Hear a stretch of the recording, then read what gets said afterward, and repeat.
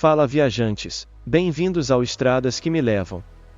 Onde a estrada se transforma em cenário para uma profunda reflexão sobre cultura, história e natureza. Este canal é um convite a ver a estrada de uma forma que você nunca imaginou. Neste segmento, o trajeto nos conduz pela BR-050, começando nas proximidades de Campinas e avançando em direção a Limeira, ambas cidades do estado de São Paulo, por 62 quilômetros. Nesta meditação do motorista, buscaremos com os olhos de um antropólogo amador as sutis nuances que constroem a identidade desta região. O que a história, a geologia e a cultura escondem na beira desta rodovia? A fronteira física se cruzará em segundos, mas a mudança mental que ela provoca é profunda. Acompanhe-nos para descobrir os segredos da paisagem e da história que os mapas não revelam. Comente, curta e inscreva-se para continuarmos esta viagem de reflexão. São 13h24, 24 minutos após o meio-dia de um sábado escaldante, 21 de dezembro. O carro, finalmente livre do nó logístico de Jundiaí, vence o congestionamento e mergulha na pista principal da BR-050, a rodovia Anhanguera. A sensação é a de ser disparado por um estilingue. O motor, que por tantos minutos trabalhou em um regime frustrante de marcha lenta e primeira marcha, agora sobe de giro com alegria, e o carro ganha velocidade rapidamente, buscando os 110 km por hora permitidos. O ar-condicionado trabalha no máximo, criando uma bolha de sanidade gelada contra o mormaço que emana do asfalto, uma fornalha visível que cria miragens trêmulas no horizonte da estrada. O clima é a própria definição de um dia de verão no interior paulista. O céu é um oceano de um azul profundo, quase cobalto, pontilhado por nuvens esparsas, brancas e inchadas, que parecem bolas de algodão estáticas, servindo mais como decoração do que como alívio, pois sua passagem pelo sol é tão rápida que mal produz sombra. A luz é intensa, quase violenta, fazendo doer os olhos e exigindo o uso constante dos óculos de sol. Esta etapa da jornada, que me levará de Campinas a Limeira, é uma viagem curta em distância, mas monumental em seu significado econômico e histórico, uma travessia pelo coração do corredor mais rico e desenvolvido da América Latina. Deixar Campinas para trás é como deixar uma capital, um estado-nação em si. A cidade que se espalha no meu retrovisor é um fenômeno. Não é apenas uma cidade, é o Vale do Silício brasileiro. Eu sei que ali, a poucos quilômetros de onde estou, para além dos prédios que vejo à distância, está o campus da Unicamp, um cérebro que gera tecnologia e atrai empresas de ponta do mundo inteiro. Sei que o aeroporto de Viracopos, que não vejo daqui, se tornou um dos maiores hubs de carga do planeta. Campinas é um polo de alta tecnologia, de biotecnologia, de telecomunicações, uma ilha de modernidade e de riqueza que dita o ritmo do interior. A BR-050, a Anhanguera, é a artéria que alimenta este cérebro e que escoa sua produção. A sensação ao deixar os limites da cidade é a de sair de um campo de força magnética, de uma zona de densidade urbana e intelectual quase opressiva, para mergulhar em um outro tipo de riqueza, uma riqueza mais antiga, mais ligada à terra. A rodovia que se abre à minha frente é a lendária Via Anhanguera, a SP-330. Que neste trecho federalizado recebe a designação de BR-050. Esta não é uma estrada qualquer. Ela tem uma alma, uma história que a sua rodovia irmã mais nova e mais estéril, a rodovia dos Bandeirantes, que corre paralela à minha a oeste, jamais terá. A Bandeirantes é uma obra de engenharia perfeita, uma pista de veludo projetada para viagens rápidas e sem interrupções, um corredor asséptico que contorna as cidades. Mas a Anhanguera é a velha senhora. Ela é a estrada-mãe, a pioneira, a rota que cresceu organicamente com as cidades, ou melhor, as cidades que cresceram agarradas às suas margens. O asfalto aqui é bom, mas é um asfalto vivido, remendado, um mosaico de diferentes épocas de recapeamento. O tráfego é um retrato democrático do Brasil em movimento, carros de luxo importados disputam espaço com carros populares de empresas, ônibus de linha com suas pinturas coloridas, motociclistas de entrega e, acima de tudo, caminhões. A Anhanguera é a estrada do trabalho, a rota da carga, e seu fluxo é um testemunho constante da pujança industrial desta região. A própria história da estrada é uma narrativa que se sente a cada quilômetro. O nome Anhanguera é uma homenagem a Bartolomeu Bueno da Silva, o Diabo Velho, o bandeirante do século XVII que, partindo de São Paulo, usou este mesmo corredor geográfico, esta mesma depressão entre os planaltos, para desbravar o sertão em busca de ouro e de escravos indígenas. A lenda de que ele ateou fogo em aguardente para assustar os índios e forçá-los a revelar suas minas é a história de fundação desta rota. 300 anos depois, eu deslizo sobre o asfalto, movido a combustão interna, em um veículo climatizado, mas ainda estou seguindo o mesmo caminho que o Anhanguera traçou com facão, com arcabuz e com uma coragem brutal.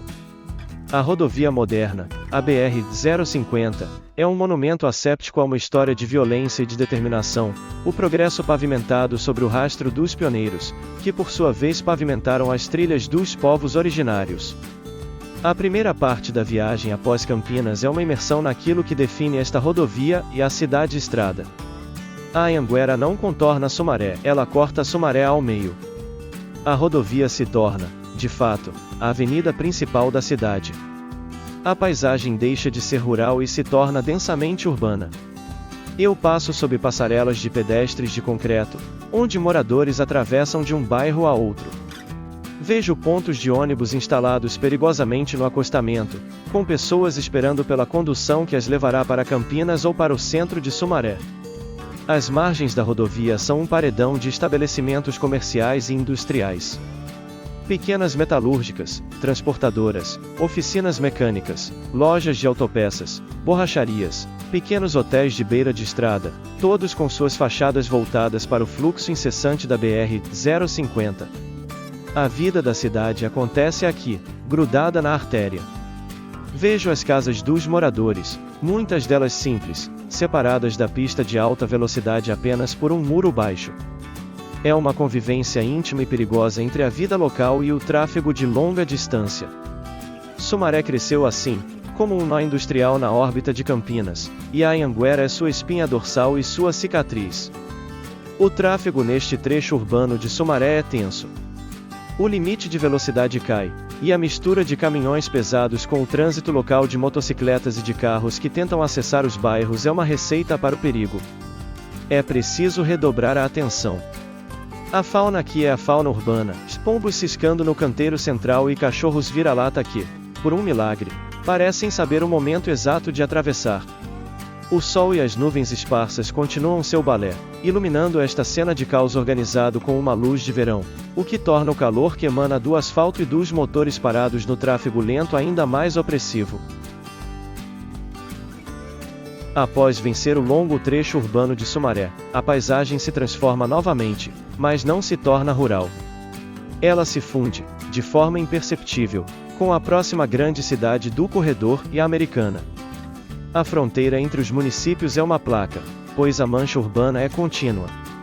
E Americana tem uma história única, que a diferencia de todas as outras cidades do interior paulista. Esta é a terra dos confederados. Após a Guerra Civil Americana, na década de 1860, um grupo de sulistas americanos, derrotados e descontentes com a abolição da escravatura, imigrou para o Brasil, trazendo consigo suas técnicas de cultivo de algodão e, notavelmente, a melancia. Eles se estabeleceram aqui, nesta região de terra fértil, e fundaram a Vila dos Americanos, que se tornaria a cidade de Americana. É uma das ironias mais fascinantes da história brasileira, uma cidade no coração de São Paulo fundada por esses escravocratas americanos. Da rodovia, eu não vejo o cemitério dos confederados, onde seus descendentes ainda celebram a festa confederada com bandeiras e trajes de época, mas o conhecimento prévio desta história lança uma luz diferente sobre a paisagem. Hoje, a Americana é um dos maiores polos têxteis do Brasil. A cultura do algodão plantada pelos confederados evoluiu para uma indústria de fiação e de tecelagem de proporções gigantescas. Da BR-050, que novamente corta a cidade, eu vejo as chaminés de tijolos das fábricas antigas, algumas ainda em atividade, e os complexos modernos de indústrias têxteis, com seus logos famosos. A rodovia, aqui, é a mesma coisa, e uma avenida urbana, com passarelas, com acessos diretos aos bairros e com um comércio vibrante em suas margens. A cidade é um exemplo de pujança industrial, e o tráfego de caminhões que transportam rolos de tecido e de maquinário é intenso. Deixando para trás a conurbação de Americana e sua vizinha, Nova Odessa, a paisagem finalmente começa a mudar de forma decisiva. A mancha urbana, que parecia infinita desde Jundiaí, finalmente se rompe. E o que surge em seu lugar é a verdadeira alma do interior paulista e a agroindústria. O verde da Mata Atlântica fragmentada dá lugar a um outro tipo de verde, um verde mais claro, mais uniforme, que se estende até onde a vista alcança, em todas as direções. É o Mar de Cana. Estou entrando no coração da maior região produtora de cana-de-açúcar do planeta. O impacto visual é monumental. A terra vermelha, a famosa terra roxa, desaparece sob um oceano de cana. As plantações são de uma escala que desafia a compreensão.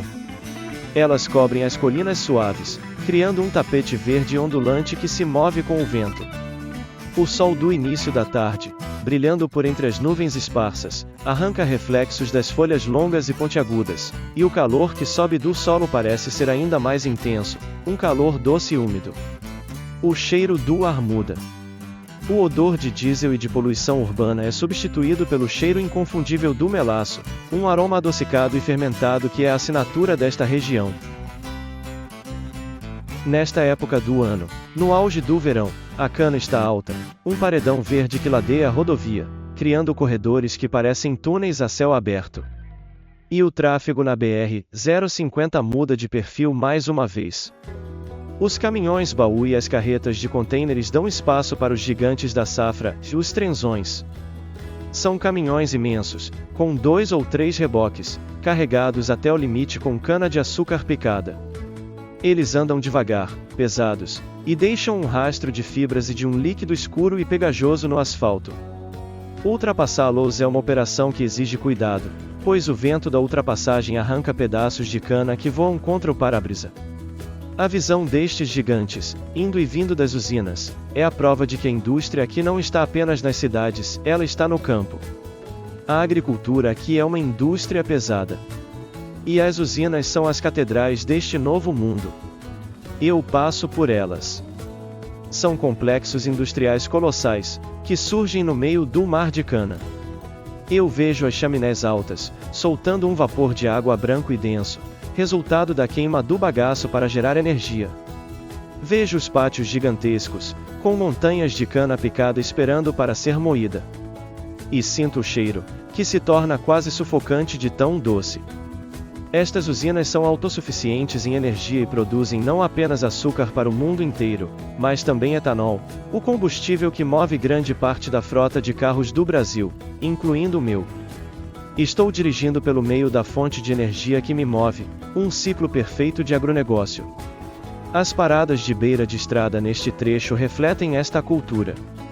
Os grandes complexos de luxo, como o Graal, começam a rarear, e dão lugar a postos de gasolina mais focados no caminhoneiro da cana, e a restaurantes que servem comida para os trabalhadores rurais. Mas a Anhanguera mantém seu padrão. Em pontos estratégicos, surgem as grandes redes, oferecendo oásis de conforto com ar-condicionado, pão de queijo e banheiros limpos, um contraste bem-vindo com o calor poeirento e doce do lado de fora. E então, quando a paisagem do mar de cana parece que será eterna, uma nova cultura começa a dividir o espaço. É uma mudança sutil a princípio. Uma colina que não está plantada com cana, mas com fileiras ordenadas de árvores pequenas e de copas arredondadas. E então, mais e mais. Estou me aproximando de Limeira, e estou entrando no cinturão citrícola de São Paulo. A região de Limeira, Cordeirópolis e Araras é o epicentro da produção de laranja do Brasil, o país que é o maior produtor e exportador de suco de laranja do mundo. O mar de cana agora é um mosaico de cana e de pomares de laranja. A visão dos laranjais, com suas fileiras perfeitas que seguem o contorno do relevo, é de uma beleza geométrica. Em dezembro, as árvores estão carregadas de frutos verdes e alguns já laranjas, pontos de cor vibrante em meio ao verde escuro das folhas. É outra faceta da riqueza desta terra. Aproximo-me do meu destino, e a cidade de Limeira se anuncia. A paisagem rural dá lugar à mancha urbana, e a BR-050, fiel à sua natureza, se prepara para cortar a cidade. Mas Limeira tem uma identidade que não é agrícola. As placas na rodovia começam a anunciar a vocação inesperada da cidade, e Limeira, capital da joia folheada. É um dos maiores polos de produção de semijoias do Brasil, uma indústria que atrai compradores de todo o país. A cidade é um exemplo da diversidade econômica paulista, cercada por cana e por laranja. Ela se especializou em um produto de alto valor agregado e de design. Chego ao trevo de acesso de Limeira por volta de 1h50 da tarde. O objetivo desta etapa da jornada está completo. O céu continua neste balé de sol e de nuvens esparsas, uma tarde de verão quente e brilhante, exatamente como na partida em Campinas. A viagem foi uma aula de geografia econômica. Saí da capital da alta tecnologia, atravessei o corredor industrial têxtil de Americana e Sumaré, mergulhei no oceano de cana-de-açúcar e cheguei ao cinturão da laranja e à capital da joia folheada. O carro agora navega pela alça de saída, deixando a BR-050, e a mente leva consigo a imagem do sol batendo na terra vermelha, o cheiro doce do melaço no ar e a compreensão de que cada quilômetro desta estrada é, literalmente, pavimentado com a riqueza de São Paulo. Piada sobre o trajeto. O que um microchip da Unicamp em Campinas disse para uma laranja de Limeira? Você acha que é famosa? Eu processo dados em nanosegundos. E a laranja respondeu, grande coisa. Eu viro suco na Europa sem nem precisar de Wi-Fi.